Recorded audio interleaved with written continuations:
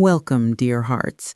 I'm Clara, 77, with a life full of love, loss, and unexpected turns that have left my soul richer, yet scarred.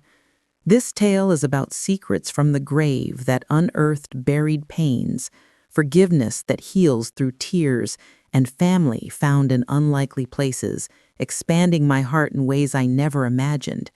It's proof that even in twilight years, new chapters await, filled with emotional depths that challenge and uplift.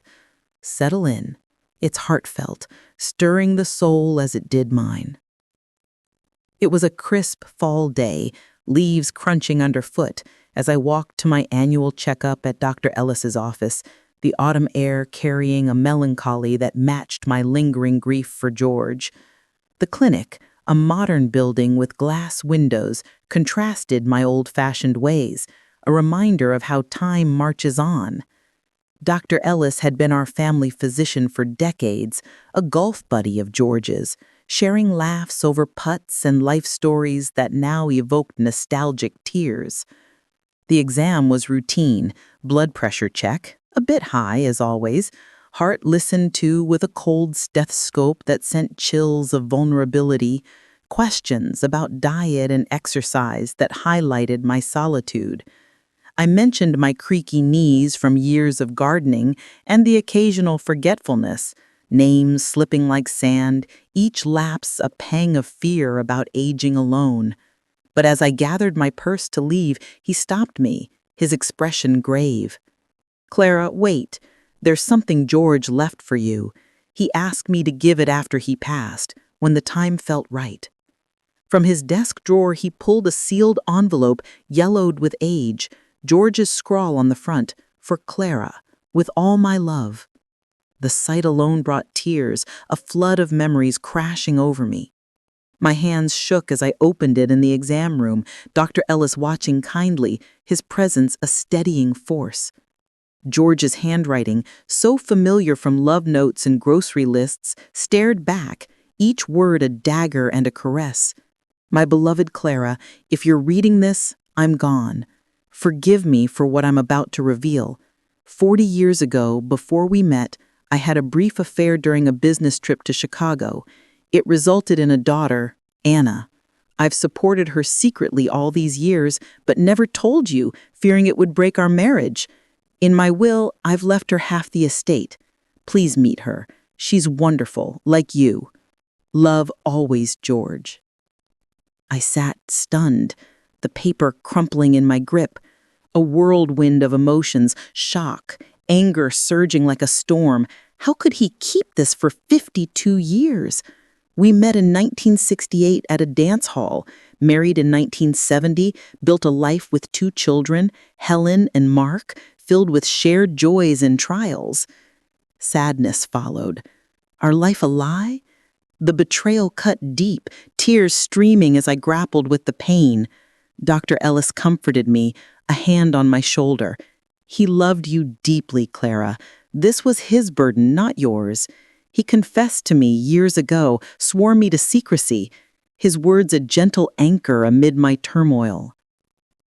Home in my colonial house on Oak Street, filled with George's touches like his bookshelf of history tomes, I pored over the letter again, sobs racking my body. Attached was Anna's contact, an address in a nearby town, a phone number.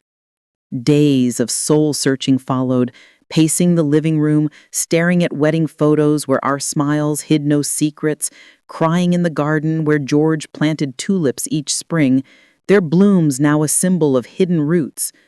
Helen and Mark, my children, were shocked when I told them over dinner, their faces mirroring my pain. "Dad? An affair?" Helen gasped, tears in her eyes. But we decided as a family, I'd meet Anna, our hugs a collective embrace of uncertainty. Forgiveness, George always said, was the key to a long marriage, his words now a challenge to my wounded heart. I called Anna a week later, my voice quavering with nerves. "This is Clara, George's wife. I'd like to meet if you're open." She agreed, her tone warm but cautious, stirring hope amid fear. We met at a quaint cafe downtown, tables with checkered cloths, the aroma of fresh coffee comforting like a hug.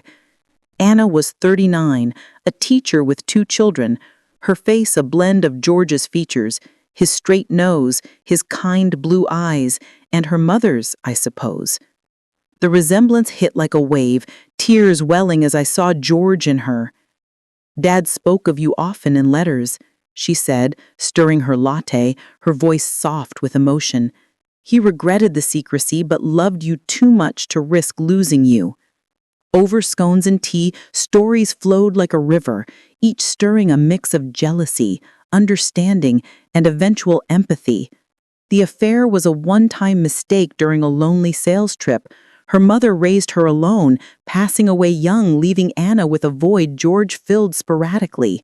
He was a distant but caring father, birthday cards with cash, funding college, anonymous gifts that now seemed poignant. He visited a few times a year, Anna shared, showing photos. George at her graduation, beaming with pride that mirrored his looks at our kids. Each image a bridge over the chasm of betrayal. Emotions ebbed and flowed. Jealousy at first, a sharp pang for the time he gave her, then understanding as Anna's tears revealed her own longing for a full family. George was human, flawed, like us all, his secret a burden that weighed on him, as his letter's trembling script suggested. The will's hidden clause was verified by our lawyer. The estate, savings, the house, investments, totaled $600,000, split evenly, the fairness a testament to his love for all.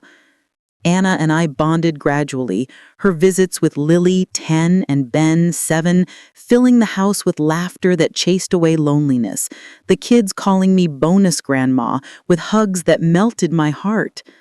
We shared holidays, Thanksgiving with turkey and Georgia's stuffing recipe, tears of gratitude mixing with joy, Christmas with lights he always hung, now brighter with new family. Helen and Mark warmed to her, seeing the good in expanded bonds, our family dinners laced with stories and healing tears, the money-funded dreams, Anna's son's college fund, Helen's home renovation, my long-dreamed Alaska cruise. I went alone first, scattering some of George's ashes in the fjords, whispering forgiveness through sobs, the act a release. Later, Anna joined a family trip, bonding over whale sightings and northern lights, our shared wonder a mending force. Forgiveness came like dawn, turning pain into peace, George's secret gifting me a larger family, enriching my days with new laughter, stories, and love that deepened my soul. Life's revelations can be gifts in disguise. Embrace them and watch love grow anew, watered by tears into something beautiful.